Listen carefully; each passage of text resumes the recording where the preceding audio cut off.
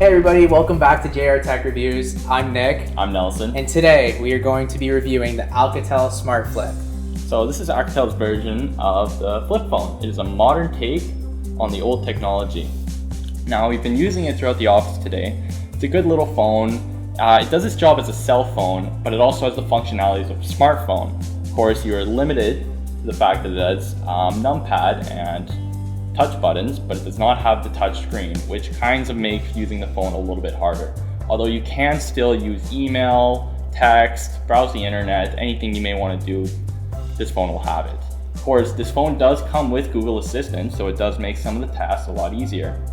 I'm able to ask the phone to send a text, look something up, or even read something out for me. It is very handy. Yeah, so jumping into the specs of the phone, it has a battery of 1350 milliamps, which is fairly small for a cell phone, but again, you gotta realize that this isn't a smartphone, so that for its functional needs, that's all you really need. That results in a talk time of about 7 hours. I know that's a lot longer than you would have on iPhone or Samsung flagship phone themselves. And that kind of means that on standby, it will last 13 and a half days, which is insane. I mean, I'm charging my iPhone every single night, and that kind of is a hassle for me. I have to carry a charger everywhere I go, and that means that you can take this phone almost anywhere for days on end and not have to worry about charging it at all. In terms of straight usage, it will result in about 24 hours of usage, which again, an iPhone or Samsung can't compete with. Yeah. Who do you think would be using this kind of phone? So the people that would be using this are people who are less technically inclined, so usually the older generation who didn't grow up with smartphones. Again, it's very intuitive and it's very easy to use. So anybody can use the phone if you're trying to cut back on screen time or limit your cell phone use and kind of go back to the old way of having your entertainment on another form of technology like a TV or a computer.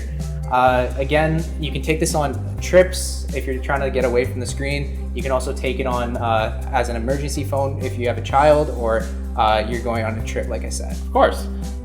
So just ignoring the target user, let's look at the more physical aspect of the phone. It is covered in a thin plastic layer, feels like a sturdy enough phone, has a front-facing camera and a screen. The camera is 2 megapixels, so it's not amazing. It doesn't compare to your daily smartphones, but it does a good job. I just wouldn't be taking on vacation. One gripe I had with the phone was this plastic casing on the back.